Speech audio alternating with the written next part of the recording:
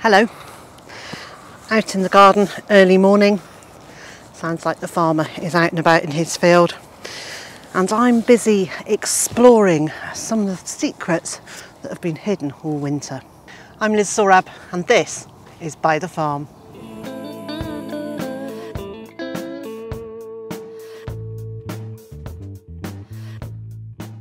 So this is the area that I call the cottage border, and it's named that because a lot of the plants in here came from the garden of my parents' cottage. And after my parents died, we got all the legal stuff sorted out. We sold their cottage to a young family, and when we've been here about 3 years, maybe 4 years, I had an email from someone who said they'd found my channel on YouTube when they were searching for information about permaculture, and they watched a video with me talking to the market gardener at Ragman's Lane Farm in the Forest of Dean, and they realised who I was, so they dropped me an email and asked if they could perhaps come and spend a day and visit. And she turned out to be the person who had bought my parents' home. So I very cheekily said to her, is there any chance she might be able to bring me a few cuttings or divisions of plants from my parents' garden?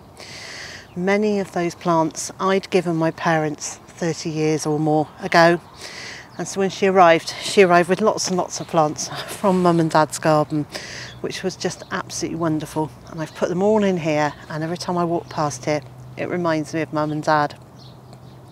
So anyway, the other thing I've put in here is my lovely Angelica plant. I love its exuberance and its architectural. Look at me! It's actually, the flowers are just these creamy green colour. It produces masses of seeds, and it's brought up lots of seedlings this year. And I've put some other plants in here in the last couple of years, which now I have noticed this morning are setting some seedlings. So I have already lifted a few, and so I'd like to show you some of the treasures I found in this bed already this morning, and show you how I'm dealing with them. This area was really crudely created by putting some old logs which were already in this field when we moved in, and just putting those around the edges. On that side I've just put a little piece of pallet wood and put smaller bits of wood each side of it to hold it in place. And then I piled up some old heat treated pallets that were way past their best. I think you can see they were fairly rotten. We cut them in half and just piled them in here, and then in between the gaps I filled that with a little bit of topsoil, some homemade compost, some used duck bedding, used chicken bedding, so really anything I could get my hands on, and also some soil conditioner brought in from a company that uses green waste that you put out and the local authority collect it. It then gets taken off to the local company, and here in Monmouthshire that's a company called Green to Earth. I went to visit them a year or two ago to see what they're doing. For a living, Andrew is a farmer, but he doesn't just farm animals and crops, he farms this stuff. So Andrew makes compost, which is slightly more than I do, in huge, great big pilefuls at a commercial level.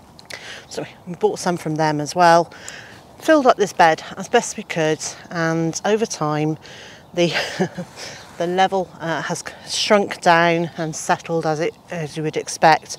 So you can now see quite a lot of these pieces of wood, but they are breaking down already, which I'm really pleased about. So here's this bed. It's like a makeshift, very crude version of a hugelkultur bed. In the winter, these planks absorb quite a lot of moisture, and indeed the ones lower down are still very damp and holding that moisture in. My little robin friend has arrived. Hello, sweetie. Are you joining me today?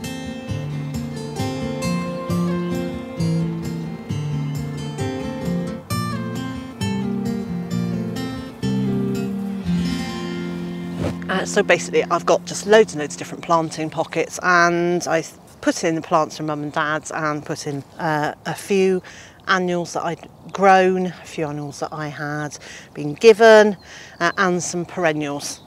So I came through this morning thinking I really ought to tidy this up before it gets too far into the season, because there are an awful lot of Angelica seedlings in here, and while I love Angelica, they do get really big, really stately, real show-off plants, and I love them for that, but I don't want a whole bed filled with them. So I thought I'll come through and weed, and while I'm here I'll just have a look to see what else there is. Well, I'm delighted to say I have found some Californian poppies, which I think they're called Escalonia. That's I don't know how you say it, but I think that's how it's said, Escalonia, which I had planted, grown from seed, planted along here last year. I've got a big bunch of them in the pathway here, which I'm going to lift. There's a few more in the bed, which I'm going to leave. The ones in the pathway I'm going to lift and move into this bed. The Angelica, well, I'm going to lift these, and to be honest, most of them I'm going to compost because there's just far more than I need. There's quite a lot of what looks like kind of grassy stuff. Well, it's not grassy stuff. This is salsify, but I'm going to remove it from the places where it's really going to get in the way. This self-seeds very readily, has very beautiful purple flowers, and then the seed heads look like giant dandelions. So I do really like them in the garden, but not everywhere. Salsify has got edible roots, so growing in the right place, not in the middle of the path, I really like having them around. One of the other things we have in this bed is plenty of ochre. Now, the first year we grew it, I really liked the taste of it, and I'm going to be honest, since then we kind of went off it. I don't know whether we just found other things that we prefer, or I cooked them not nicely or something, but anyway, we decided that we probably wouldn't eat these as a vegetable anymore, but I do love having them as ground cover. So these little tubers put out plenty of growth. It almost looks like a very fleshy clover type leaf, and they will just form a mat over the ground and smother the weeds. So I really like having these. And now my next job is just to go through very carefully, have a look what there is. If there are seedlings that I want to save, I'm going to lift them and either put them in trays of moist compost or get them into individual pots. So the first thing I'm going to do is just take a few of the plants out of the path. I'm just doing that very crudely. I'm just popping a finger underneath them and lifting them with a bit of soil, but as with all seedlings, hold them by the leaves, not by the roots, and certainly not by the stems. And I'm just going to pop those in. I'm only pressing the soil around the outside of them, not too close to the stems, because those are really fragile little stems, and they break so easily. Once they're broken, they're absolutely no good for using. You've basically lost the plant then. So here we go, and I'm just putting those in along the front, and I will make sure that I come through and water these carefully. They need a really nice water, but they don't need anything too vigorous to wash them away. They need water to settle the soil right next to the roots to help them and get over the shock of being moved. This is so exciting though to have found these. I'm really pleased. So they will go in there and they will fill quite a large area with really bright orange and pink and white flowers. I think there might have been some yellow ones, so we'll see what those turn out like. And then the other things in here are, so I think, what does this look like? Well, I was going to say it's a forget-me-not, but the leaves are much too firm for that. So I'm going to have to leave that one for a little while. That I know I don't want is a rose bay willow herb. And likewise, this one is one of those really pernicious spiky thistles.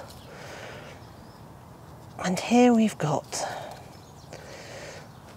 so this is a speedwell, and the only way that I know what these young plants look like is just experience and practice and spending a lot of time looking at books, and I guess now you would look online and look up the leaf shape to help you decide what a different plant is. Now over here I've got something that looks very much like a weed, and I think it could be lamb's quarter or fat hen. Now I know it is an edible. It's not one that we like, so for us there's no point in keeping it. And I'm just going to go through and pick out the little speedwell plants, a whole cacophony of thistles. Really don't want any of those. And you can see I'm just dropping them on the path, and the reason I'm quite happy to do that is that I know today I'm going to come through and weed the path with a hoe. Oh, there's a few more a few more of the escallonia which I'll put in there. That's the Californian poppy. Little clumps of them now, that's nice. There we go. Now I am going to pot a whole load of the Angelica up and grow them on for use elsewhere in the garden. I particularly like some over the other side of the food forest, but I certainly don't need loads of them, and I'll take the slightly more developed plants that are over there. There's something else here which I'm not quite sure what it is, so I'm going to leave it for now. I think it could be calendula, but I'm not 100% sure, so I'm going to leave that until I'm a bit more certain. And basically I'm going to work my way through the bed. Anything that's self-sown that I want to keep, I'll put back into the bed or into trays and pots to grow on and put elsewhere in the garden. And now look, here is something with a little bulb on it. So this is not salsify, because salsify has a tap root. So I've just pulled up something that I obviously want, and there is another one. My guess is that these are small daffodils. So let's find a space for those, get them back into the ground, and hope that they don't notice they've been disturbed too much. So what I will do is plant them a bit deeper, because daffodils like twice the depth of soil above their heads. So where you've got the bulb, you want that to be, and then so if that's an inch tall, you want 2 inches of soil above it. And there's another ochre plant, so I'll pop that back in the ground as well. I think there's a real advantage to just doing this slowly, not just coming through with a hoe and spending your time. For the last couple of years in here there's been a sweet Cicely plant. Sweet Cicely is a perennial, and I grow it because the leaves, you only need 1 or 2. Put in your rhubarb when it's cooking and it takes the bitterness or the sourness away from rhubarb, so you just get more of the rhubarb flavour and less of the tang.